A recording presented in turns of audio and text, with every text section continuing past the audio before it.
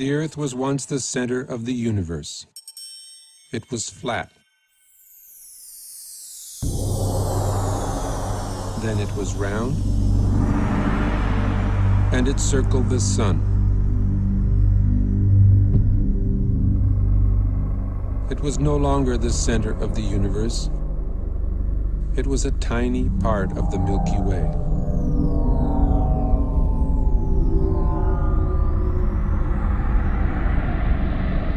The Milky Way was the only galaxy, except it wasn't. It was only one of billions of galaxies floating in space without end.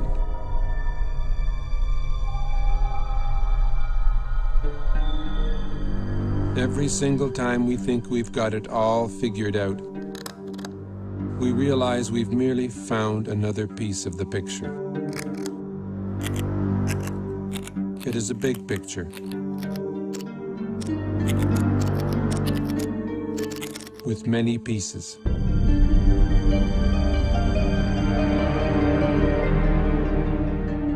Sir Isaac Newton was the first to state the law of gravity. Eventually, everybody agreed that gravity alone formed galaxies and stars and planets, and that gravity alone holds the universe together.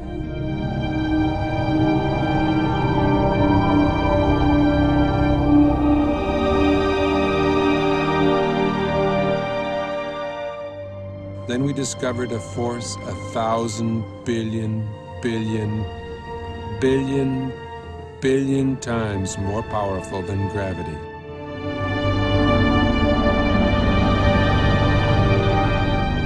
Until recently, we believed that the space between the stars and planets was empty, a vacuum. We now know it is teeming with charged particles.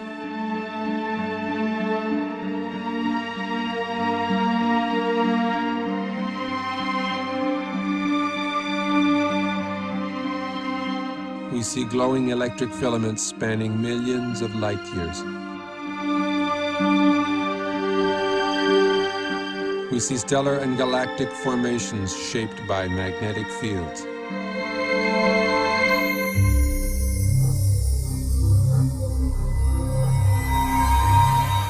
Only electric currents create magnetic fields.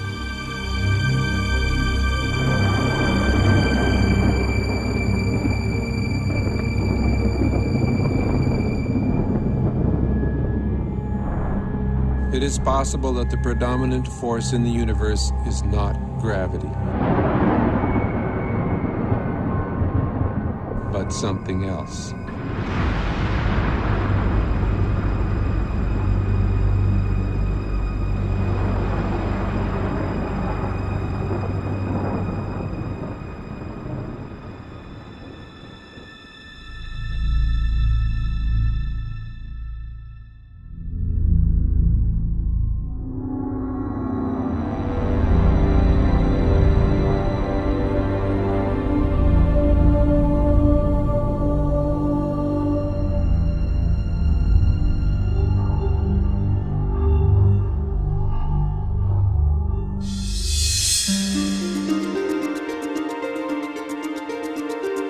Recent discoveries in space have amazed and perplexed astronomers.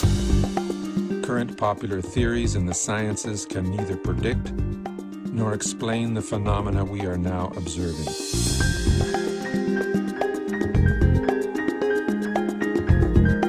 A new theory is being proposed. A theory which can both predict and explain the data coming back from deep space. Its implications are profound and affect all the scientific disciplines. It is in fact a synthesis of the disciplines. A synthesis which has already led to discoveries that link modern astronomy, leading-edge plasma physics, and ancient mythology.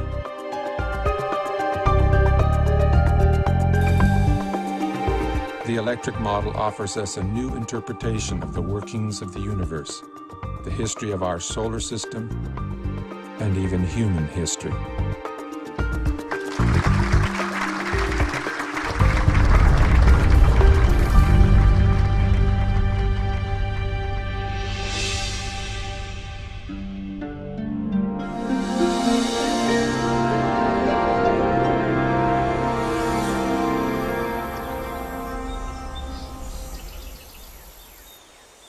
rise of science was a triumph over mythology, over magic and superstition.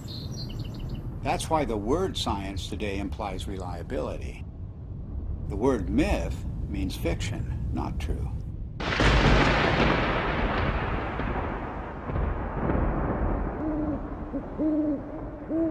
And it turns out that the key to understanding the myths is the same key that is now helping us to understand objects in deep space, to understand the workings of the physical universe. That key is electricity. It was 33 years ago that I first began to wonder about these preposterous stories told around the world, what we call world mythology. What was it that provoked this incredible outpouring of human imagination just a few thousand years ago, just before the birth of the first civilizations? I came to a radical conclusion that the myths arose from extraordinary natural events. Our early ancestors witnessed things in the sky that are not seen today. The events were awe-inspiring, both beautiful and terrifying. So it shouldn't surprise us that the myths are so incomprehensible. Well, of course they're incomprehensible. The celestial references are no longer present. It was in 1994 that I was invited to come to the US to attend a conference which was dealing with the possibility that the ancient sky, as witnessed by our earliest forebears, was different to the one we see today. I'd been interested in this kind of idea because it could only be explained in terms of electromagnetic influences within the solar system.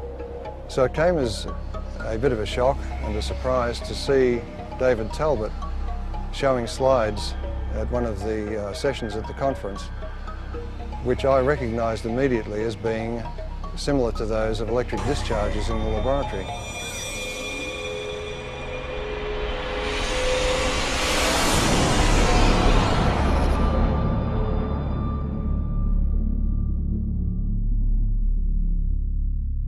It was wonderful for me personally to come to my first Cronium meeting and hear Dave Talbot, and I still want to see some of those slides that he showed again and again and again that explained the white crown of Egypt and the rest of these things that he showed us, all from mythology, all from thousands of years ago. These things clearly were seen by civilizations that never talked to each other from the far corners of the earth. It all just clicked together like a three-dimensional jigsaw puzzle in my mind.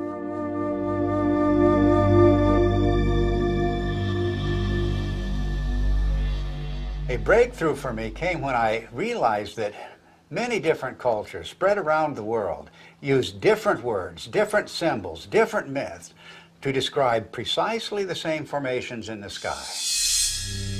The Ouroboros, or celestial serpent biting its tail, for example, occurs on every habitable continent, but it has no ties to the world we now observe. Like all of the archetypes, it is part of an alien sky.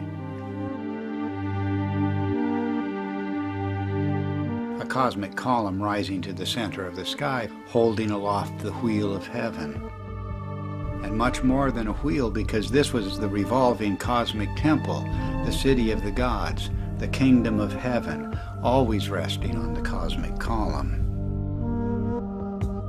Then there's the image of the four rivers or pathways radiating from the center of the sky out to the boundary, the rim of the wheel.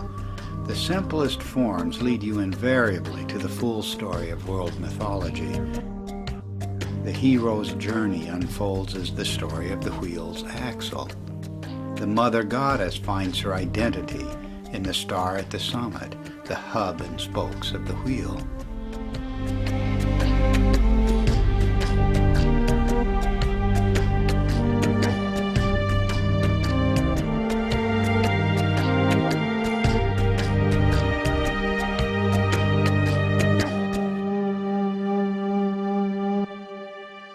From childhood on, I've always had a deep interest in mythology, and I remember that as a child I was trying to draw up genealogies of the gods as provided in Greek mythology, and I soon found out that it didn't work, nor did anything else in mythology seem to work.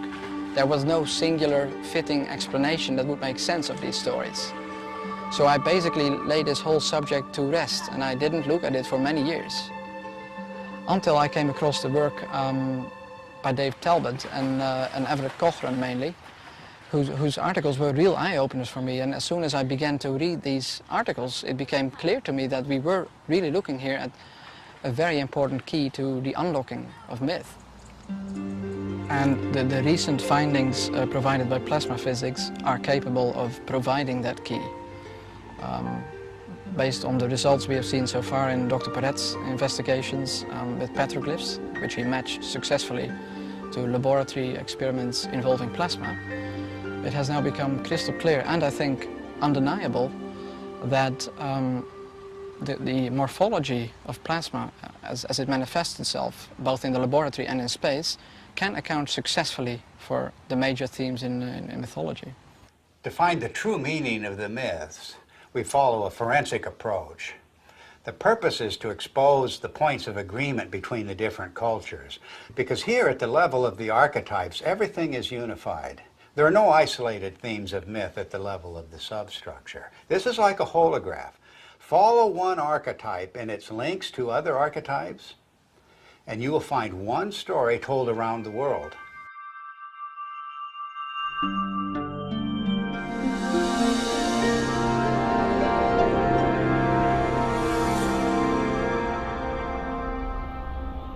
Throughout almost all of history, we have regarded the states of matter as being solid, liquid or gas. But in the last century or so, we have found that there is a form of matter where the charged particles within atoms are separated to some degree or another, and that is known as a plasma. It is the fundamental state of matter. It was not until the second half of the 20th century that we came to realize the role of plasma in the universe. And this has changed the picture of space completely. Not long ago, we thought of the physical universe as being constituted fundamentally of nothing more than atoms and empty space. But a plasma includes at least a percentage of charged particles, protons and electrons, that are not bound to any atomic structure. And plasma is an excellent conductor. Electrons will move efficiently in the direction of charge equalization, and that's an electric current, of course. Now, the reason why we see magnetic fields everywhere we look in space is because electric currents produce magnetic fields, and only electric currents produce magnetic fields. But astronomers working only with gravitational equations did not anticipate the discovery of pervasive magnetic fields in deep space.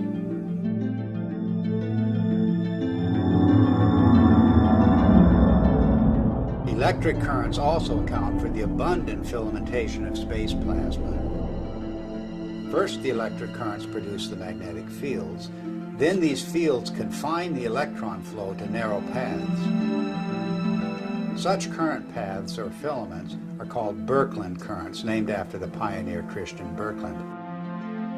They are typically braided just like the twisted wires of transmission lines on Earth.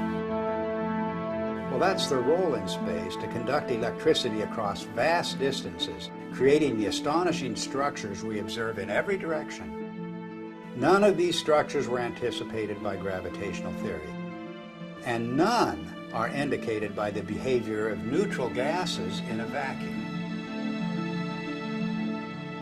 In any theory of the universe, plasma is extremely important because it has been found since the space age that it makes up 99.99% of the visible universe.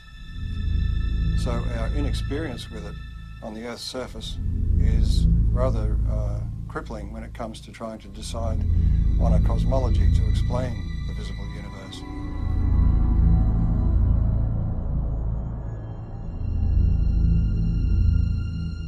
Now, plasma behaves rather oddly compared to normal matter, the matter we find, the solids, liquids and gases on Earth. If you look at a novelty plasma ball, you will see that it forms these bright filaments that dart all around inside the globe. And if you look closely at them, you'll see that they're actually twin filaments twisted together. In other words, nature finds it efficient to be able to transfer energy over a distance by twisting two pairs of filaments together. And this is a characteristic of the way plasma carries electric currents in space. And one of the puzzles that has faced astronomers since the space age is the discovery of filamentary structures in galaxies, around stars, even the cometary tails of planets and comets themselves. These filamentary structures have come as a surprise.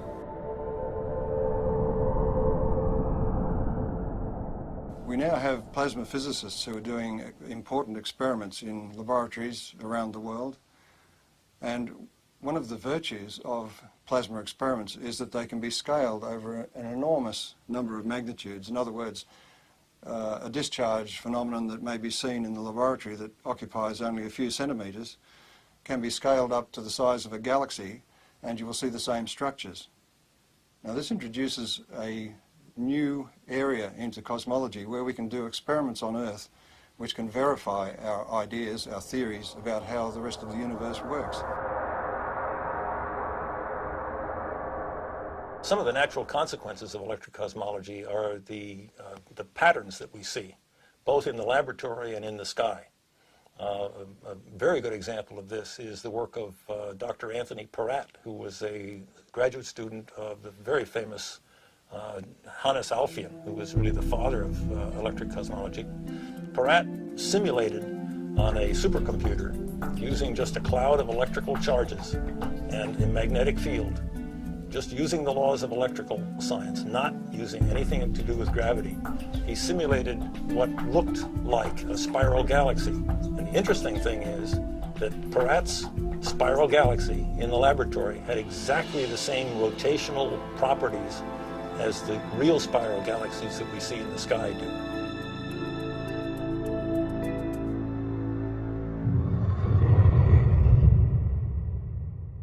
Plasma was named by Irving Langmuir because of its lifelike qualities. In other words, the similarity to blood plasma gave rise to the term plasma now used in the sciences. Well, this has incredible meaning for us because of the nature of the metamorphosing. The God who is now an eagle, now a serpent or dragon, now a leonine figure with long flowing hair. These figures take on a whole new meaning when we can interpret them with the benefit of plasma science.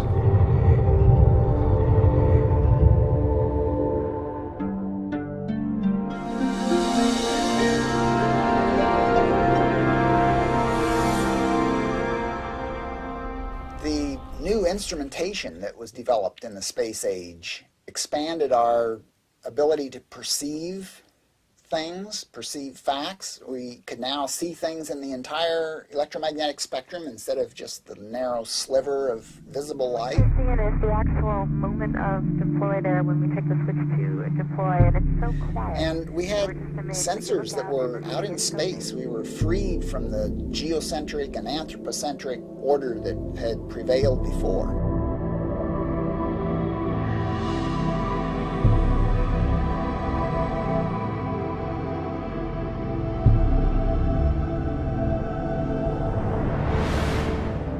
We've got a whole new universe, and the theoreticians are still trying to look at it through, a friend of mine says they're peering through the wrong end of the telescope and telling us what they imagine they see.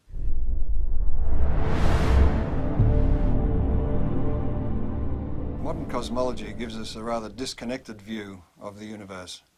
In other words, we are separated star from star by vast distances.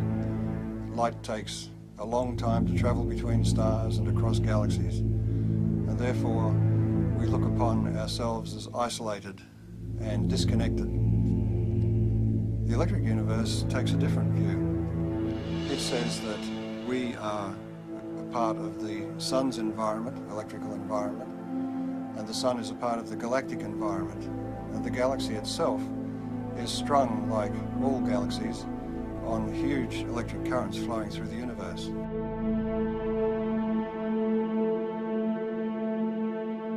One of the typical questions that plasma cosmologists hear all the time is, how do you know what's out there in space? How do you know there's electricity out there in space?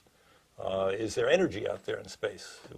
Why should we consider anything more than gravity?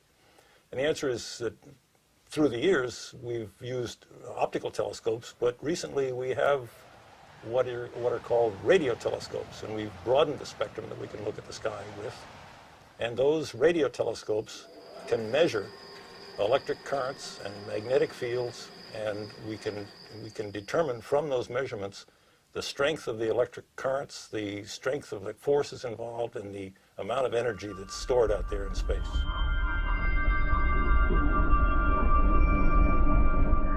The two major pillars of modern cosmology are based on the theories of relativity and quantum theory, and yet, as Einstein himself noted, the two are incompatible.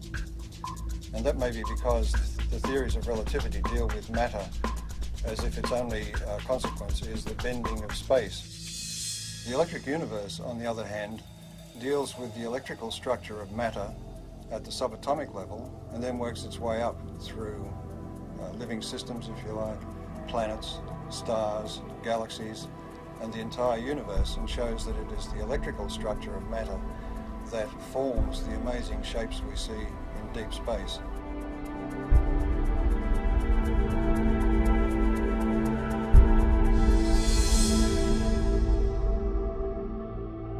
We can demonstrate the existence of these currents flowing between galaxies and between stars by the presence of the magnetic fields they generate. Magnetic fields are threaded through space at all dimensions, within the solar system, on the surface of the sun, between stars, and within galaxies, and even between galaxies. Now, a magnetic field can only be generated by electric currents. So in other words, to continue that magnetic field for any length of time requires that there be electrical power input into those magnetic fields. And that raises the whole question of where does this power come from?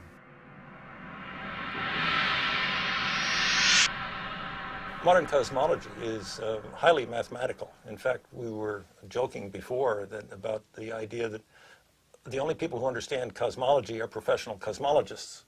The basis of cosmology, really, if you hunt for it, lies in Einsteinian relativistic mechanics. And when Einstein promulgated his ideas, he totally and completely ignored anything electrical. And so the modern cosmology, with all of its ideas of omega and expanding universe and inflation theory and the Big Bang and all the rest of it, are predicated on a foundation which ignores almost half of man's knowledge about the way the universe works, which is electricity. It may sound like I'm dismissing Einstein and his theories of relativity out of hand, but we have to give Einstein credit for his integrity in pointing out that his theory did not meet his requirements, and that is that his theory had to be tied back to some form of reality. And there is no explanation as to why matter should curve space to give the effect of gravity. He felt that quantum theory, being a probabilistic theory, divorced cause and effect. And this is one of the things you cannot do in physics, is divorce cause and effect. Otherwise, you might as well give up and get a real job. But this is a puzzle that dogged Einstein through his later years, to the point that his followers tended to go off and use his geometrical explanations to conjure up things like black holes and neutron stars and so on, and the expansion of the universe and the Big Bang, without referring back to Einstein, who, with great integrity, said he wasn't satisfied with his explanation.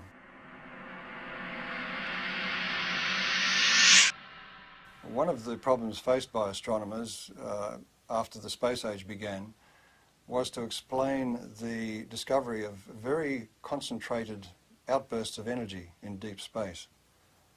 And that meant for them, since gravity is the only driving force available to them, that they required an infinite concentration of mass, because gravity is an infinitely weak force.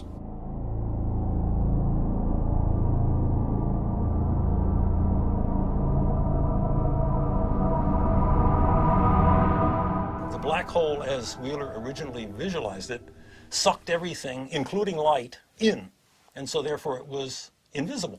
So he could postulate its existence, and we couldn't see it. And because we couldn't see it, we couldn't prove that it wasn't there. Later on, in order to explain these fantastic emissions of energy from galaxies, it was proposed, and I believe it was Stephen Hawking who did it, that there were various types of black holes, some of which actually then spat matter back out again in jets. Because, why? Because we had observed jets. In the electrical model, it's quite simple. If you think about it, the power that's expressed in your own home, in the heaters and the electric motors and the lighting and so on, is actually generated at a vast distance away from your house. In deep space, the same thing is true. The energy which we see concentrated in these events which are attributed to black holes and so on can more easily be explained as the confluence of electric energy from different parts of the same galaxy or even from other parts of the universe.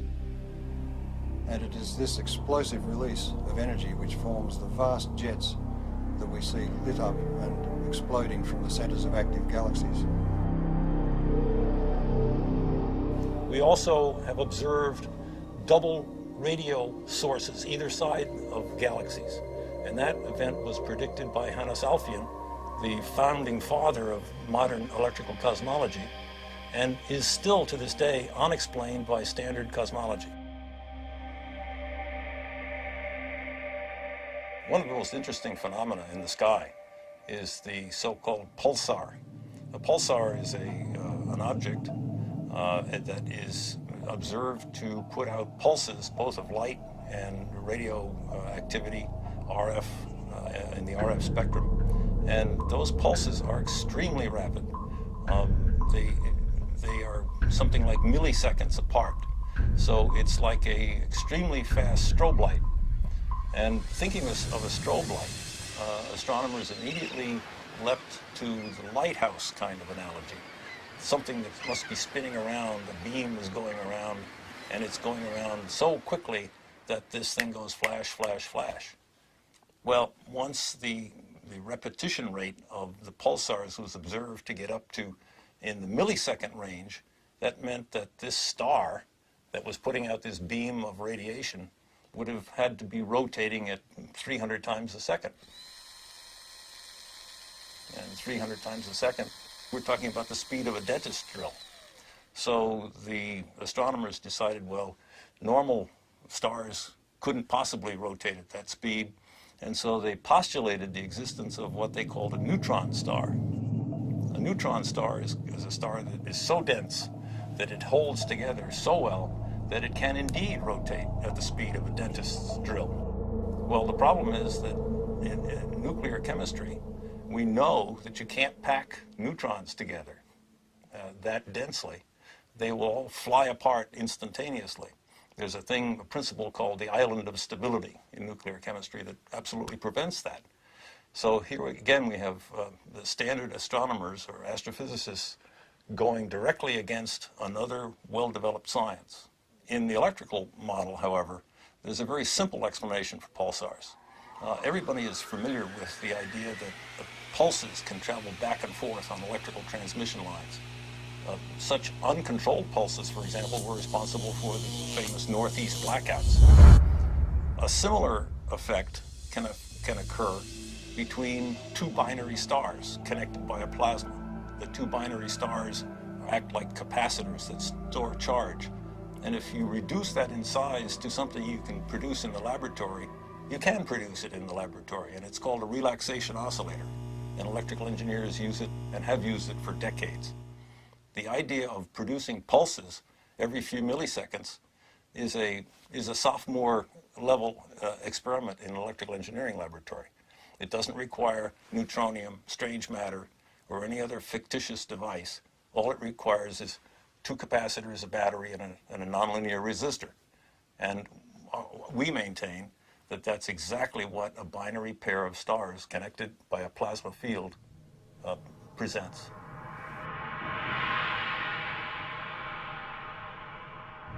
A typical ion in the solar wind, hydrogen nucleus, moving about 20 kilometers per second, which is relatively slow for the ions in the solar wind, in the magnetic field of the sun, experiences potentially magnetic forces that are something like 10 million times the strength of the gravitational force on that same ion from the sun. An interesting demonstration that illustrates very readily the relative strength of magnetic force and gravitational force is the simple idea of a ball bearing sitting on a wooden table. The entire mass of the Earth is pulling downward on that little ball bearing, and that's what prevents it from flying out into space. But a child can come along with a little horseshoe magnet and click, pick that ball bearing up instantly.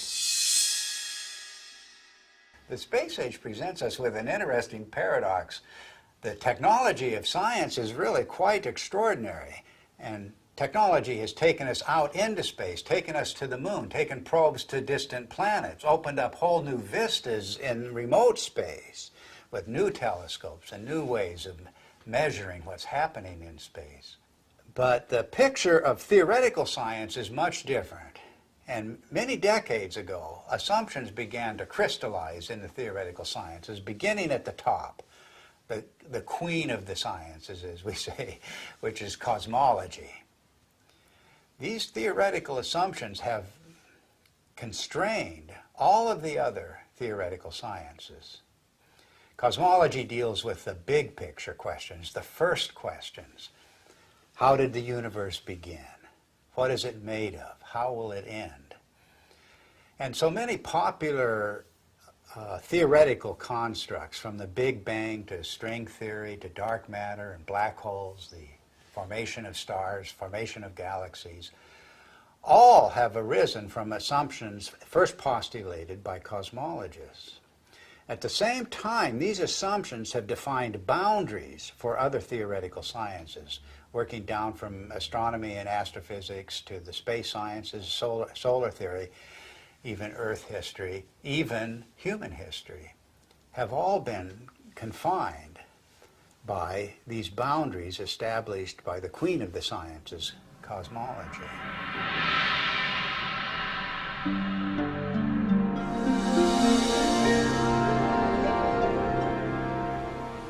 The sun just dominates our sky as the source of light and warmth and life itself on Earth. And this preeminence of the sun is so clear and obvious that it remains a mystery why virtually every ancient culture insisted that before the present sun, there was a quite different luminary ruling the sky. The central sun, the superior sun, the best sun, the motionless sun. And all of these cultures, whatever may be the meaning of these traditions, are insisting that the sky has changed. Of course, our ideas about the sun have continually changed. Only a few centuries ago, the sun was a campfire or ember in the sky. Then, early in the 20th century, under the influence of gravitational theory, the sun was seen as a gravitationally collapsing nebular cloud.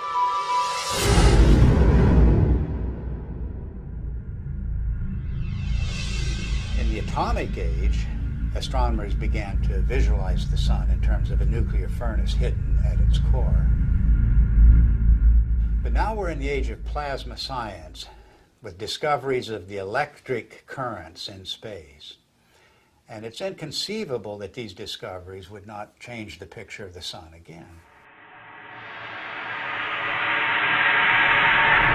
Plasma cosmologists have been able to demonstrate experimentally and also in the supercomputer that galaxies are an electrical phenomenon, which raises the question about stars, and in particular our own sun, which is the closest star to the Earth, of course. Any theory of the sun has to explain how it could continue to burn for billions of years and also explain its present size based on its known mass. And of course, as soon as nuclear energy was discovered, it was grasped immediately as the energy source of the sun. But all of that assumes that the sun is disconnected and an isolated body, and that it must consume itself over its lifetime to provide the heat and light that we receive from it. But if the sun is connected to the rest of the galaxy in an electrical sense, it doesn't require to burn itself at all. And the energy that we receive is actually being received from the galaxy, and the sun is acting as a focus for that energy.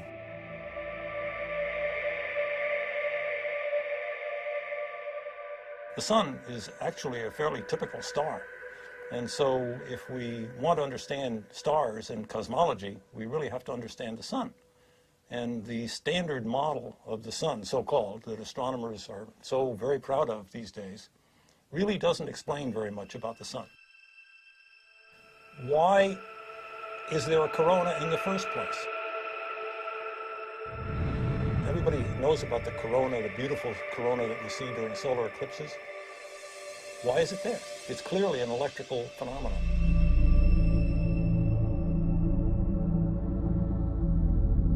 One of the greatest puzzles about the sun has been, with a surface temperature of 6,000 degrees, high above that surface we have temperatures of millions of degrees. And the question has been, how do we get the energy from the center of the sun somehow past that surface to heat the upper atmosphere of the sun to millions of degrees? In the electric model, you don't have that problem, because if the energy is arriving from outside the sun, the first place you expect to see that energy expressed is above the sun in its tenuous atmosphere. And that is the place where particle acceleration occurs, and the apparent temperature goes very high indeed, up into the millions of degrees.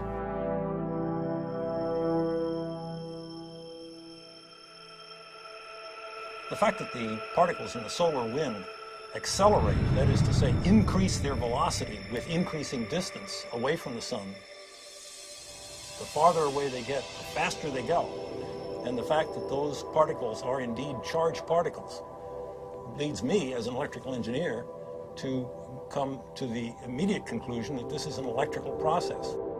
In the solar model, think of the sun as being a positive anode, very high voltage body that obviously would emanate an electric field. And if you put a charged particle in an electric field, it will accelerate. That's the way we accelerate particles here on Earth. It's the way every physicist and electrodynamicist has ever increased the velocity of a charged particle, is put it in an electric field. One of the features we observe on the sun, which have no business being there, according to the standard model, are sunspots. The most significant thing about a sunspot is the fact that the center of the sunspot is dark. And if the sun is trying to radiate energy from its core into space, we should expect that it is bright. And if you think about that umbra, that darkest place in the center of sunspots, that's the place where we can see deepest into the sun. And just consider the fact that at that point where we can really see down into the sun, that's the absolute coldest place that we are able to measure. If the center of the sun is really a nuclear fusion furnace, it should be the hottest because we're closest to the source, and it's not the case. If you ask any astronomer, why are there sunspots? Why are the umbra dark? They will blame it on some sort of warped, twisted magnetic fields. They will say that it has to do with the solar dynamo, all of which lurk unseen like a big genie somewhere below the surface. These phenomena are only to be expected if the sun is electrical in nature. Astrophysicists make the claim that the solar fusion model has indeed been tested in the laboratory, and nothing really is further from the truth. Although each of the steps involved in the hydrogen to helium fusion reaction have indeed been verified experimentally, the overall experiment, the overall reaction, has never been produced in a continuous laboratory experiment.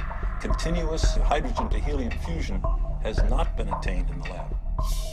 The strength, in fact, of the electric cosmology is that indeed all of the mechanisms that the electrical people talk about have indeed been verified over decades, in fact, at least a century in the laboratory. The plasma scaling is well known, and plasma and electrical experiments have verified every step of the way.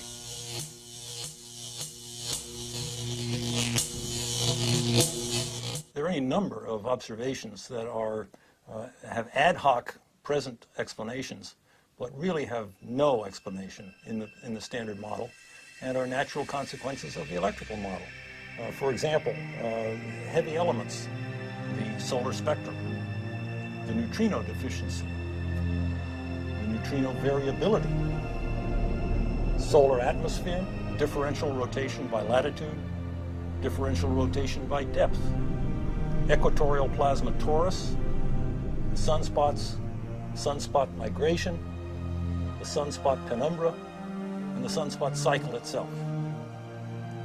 Magnetic field strength, the even magnetic field, helioseismology, the solar density, and the changing size. All of the observations that in that list are natural consequences of the electrical sun model. Standard astronomers tend to pass them off as being inconsequential difficulties that will eventually someday be solved. I maintain, and so do our colleagues here, that these are not inconsequential, but are rather death blows to the solar fusion model, because they are important. They're not secondary, they're primary falsifying observations for that failed nuclear fusion model. What I find so fascinating about the electric model of the sun is not just that it's a challenge to long-standing theory, but that it opens the door to the ancient world, to an electric sky. The electromagnetic phenomena that we now observe on the surface of the sun and in the vicinity of the sun are direct pointers backwards to the plasma formations that were seen above the ancient sky worshippers.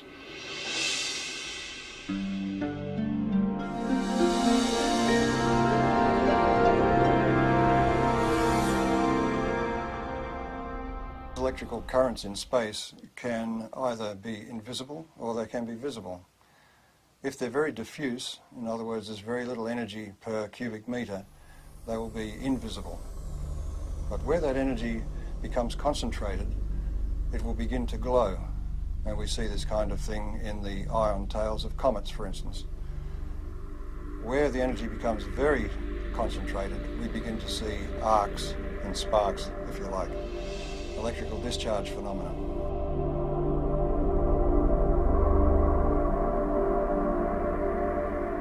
The standard theory of comets comes from the view that the solar system was formed from a rotating cloud of gas and dust, and that the planets, in some fashion as yet unexplained completely, formed from most of that gas and dust, but there were leftovers. And the leftovers are beyond sight, outside the solar system, in a hypothetical Oort cloud, as it's called. We have no observational evidence for such a cloud. The electric universe model of comets is that they are actually parts of well-differentiated planetary bodies that have in the past suffered from electrical plasma discharge machining, and that some of the surface material has been lofted into space, so it is expected to be rocky. The second thing is that because comets trace an elongated orbit, both away from the sun and towards the sun, in that trajectory, its charge changes, its voltage changes. Since it spends most of its time in the outer solar system, the voltage that it has reflects the voltage in the outer solar system.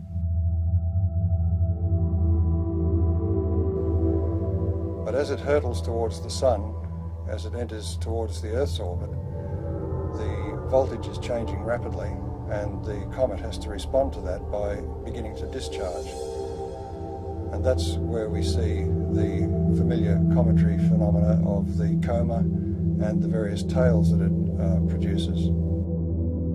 This creates a very distinct difference between the two models, the standard model of a comet, which is supposed to be dust and ice left over from the formation of the solar system, and the electrical model, which says that a comet is an electrical body which begins to discharge as it enters the inner solar system. Ever since we've begun to look at comets in close-up, and Halley was the first one that was observed by several spacecraft close-up, it was found to astronomers' surprise that the material coming off the comet was coming in discrete jets and seemed to be coming from what looked like circular areas on the crater. But the imagery wasn't sufficiently sharp to be able to tell exactly what was going on. This required the standard model to come up with an idea that maybe the surface of the comet is coated in black tarry substance or something which was preventing the material from just evaporating from the surface and forming jets as it burst through the surface. But when later images were looked at as we passed other comets, it was found, to astronomers' amazement, that they were seeing very sharp relief. It wasn't like a melted ice cream, it was looking like a piece of heavily cratered rock. Now this fits the electric model of the electrical discharge birth of such a body. In other words, there's very little distinction between an asteroid and a comet other than its orbit. It was in this context that I looked at Comet Tempel 1, which was chosen as the target for an impact. And the idea was that the impact would create a small crater which could then be photographed by the passing spacecraft, and we could determine whether the material was ice or dust or rock based on the size of the impact crater. It seemed to me that if this comet was a charged body, there would be several other effects that were unexpected. Principally, as a metal copper object approached the comet, there should be an electric discharge to that copper projectile. In other words, there would be an initial flash, and then there would be the impact itself. And the impact, I suggested, would be far more energetic than was expected, because it would tend to concentrate the electrical discharge in the area of the impact, and also it may change the nature of the jets nearby. So it was with great interest I awaited the results of the impact and watched it on television. Before the impact, the astronomers in the assembled control room were worried that they wouldn't see anything, that the impact would result in a very small puff of dust, and that would be the end of it. So when the impact occurred, they were surprised by two things.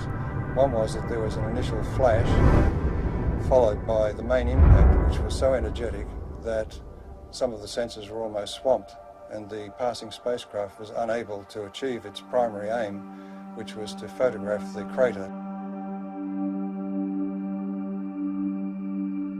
A part of the surprising brightness of the dust released from the impact with Comet Tempel 1 was due to the fact that it was so intense and so widespread. And one of the initial findings was that it seems to be very finely divided dust. Now this is the same thing that was found at Comet Halley, and it was a surprise then, so it's rather surprising that they are surprised once more. The point is that an electrical discharge on the surface will release material, dusty material, very finely divided. It's a technique that's used in sputtering of metals onto, for instance, astronomical mirrors. So this production of a very fine dust is to be expected in the electrical model. But in the standard model, you are asking ices to evaporate or to sublimate, and in doing so to drive off pre-existing dust grains. So there's no way that the dust can be finely divided. It will be in its pristine state. So the production of this great cloud of very fine dust is rather inexplicable in the standard model. The electrical model of comets was driven for several people by Velikovsky's challenge that the solar system had electromagnetic forces to be taken into account. And one of the early pioneers in addressing this issue of are comets an electrical phenomenon was Ralph Jurgens. When he proposed the electrical model of the sun, it implied that all bodies in the solar system must have, to some degree, a cometary appearance or a cometary effect associated with them.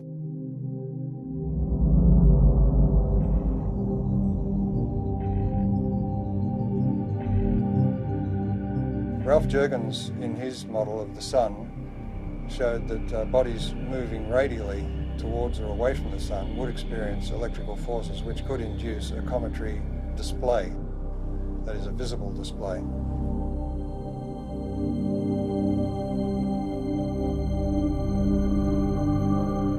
Also working in later years with Ralph Jurgens was Dr. Earl Milton, and he made some predictions and statements about the impact of Comet Shoemaker-Levy 9 fragments with Jupiter.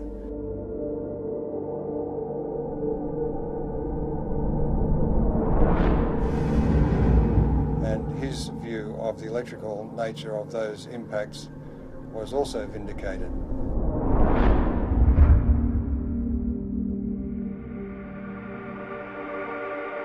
In the electrical model of the solar system, anybody moving away from or towards the sun at any great rate, for example like a comet, will experience electrical effects which result in a cometary appearance, and that could apply to a planet.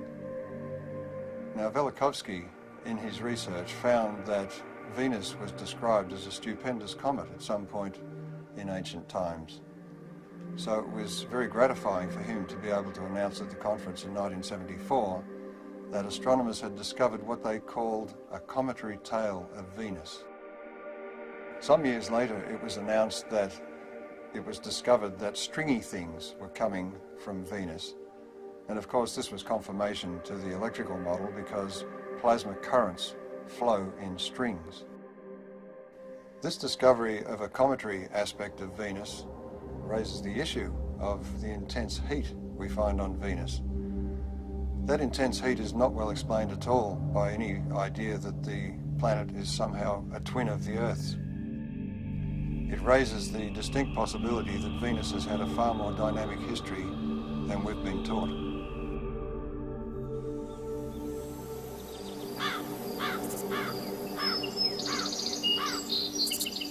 Our ancient ancestors were obsessed with the comet. Let the slightest wisp of a comet appear in the sky and all of humanity was thrown into terror. But why was this?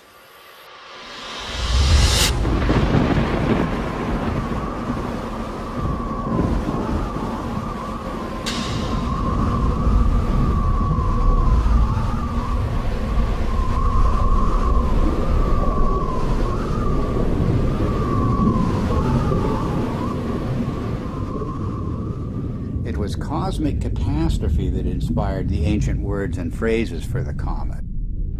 The comet was the torch of the sky, the sword hanging over the world, the spiraling serpent or dragon, the spiraling sidelock or ribbon. The angry or lamenting goddess soaring across the sky, her hair disordered and blowing in the wind. Anyone exploring the roots of the ancient comet fears is going to run into the work of Immanuel Velikovsky, the controversial theorist who suggested that, well, there's a reason for the fears of comets around the world. We experienced this horrific cometary catastrophe. The world was devastated by a comet just a few thousand years ago. And Velikovsky went further. He said that not that long ago, planets appeared in the sky with comet-like attributes. In particular, he named the planet Venus as the great comet of antiquity.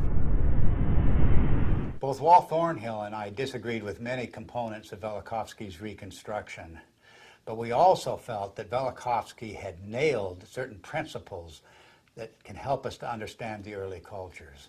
In particular, Velikovsky was correct in naming the planet Venus as the Great Comet.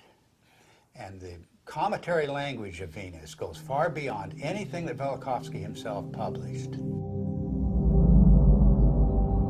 In every corner of the world, the language of the comet and the language of Venus are identical. Venus as serpent or dragon. Venus as torch of the sky. Venus as long-haired star. Venus as bearded star.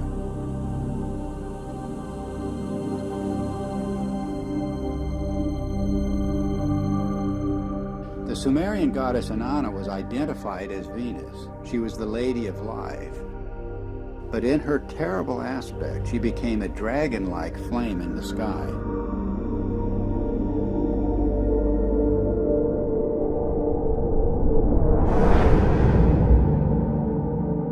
The texts say, like a dragon, you have deposited venom on the land, raining the fanned fire down upon the nation. Inanna became a roaring storm. She devastated the land. Mankind comes before you in fear and trembling at your tempestuous radiance, the texts say. Inanna's Babylonian counterpart Ishtar was also identified as Venus. She was the shining torch of heaven and earth. Furious and irresistible onslaught. I rain down like flames, the goddess announces. The Egyptian goddess Sekhmet has the same attributes. She takes the form of the fiery Uraeus serpent. She becomes a flame of fire in her tempest, a star scattering its flame in fire. Sekhmet herself says, the fear of me is in their hearts, and the awe of me is in their hearts. No one at all can approach her, the coffin texts say. The streams behind her are flames of fire. The astonishing fact is that goddesses everywhere exhibit this terrifying and cometary aspect. The Canaanite Anat, the Hindu Kali and Durga, the Greek Aphrodite, Athena, Medusa, and countless others. And of course you can add numerous counterparts in the New World, from the Incan goddess Chaska to the Aztec goddess Xochiquetzal to the legendary Nokomis of North American Indian tribes. The serpent or dragon is an unexplained mythical archetype. There's nothing like it anywhere in the biological world. And yet the same recurring features will be found in cultures the world over. The dragon's disheveled hair and shaggy beard. Its knotted aspect, and its worldwide appearance as entwined twins.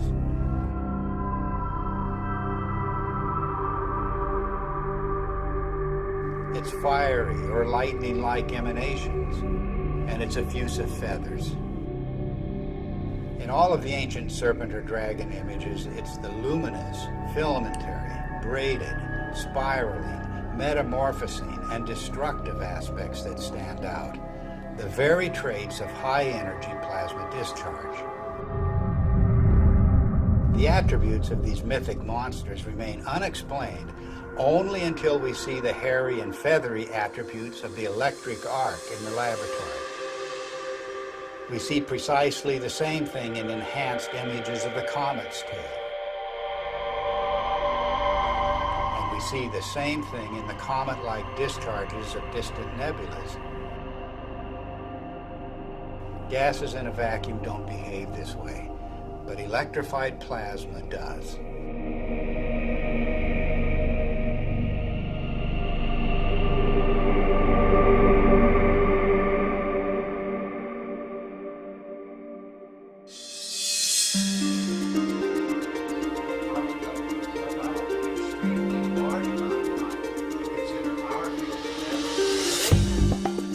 The recent discoveries about the comet have astonished astronomers. Extreme ultraviolet light, X-rays, supersonic jets, sharply etched surface relief, and cometary nuclei fragmenting explosively. No one expected such high-energy events.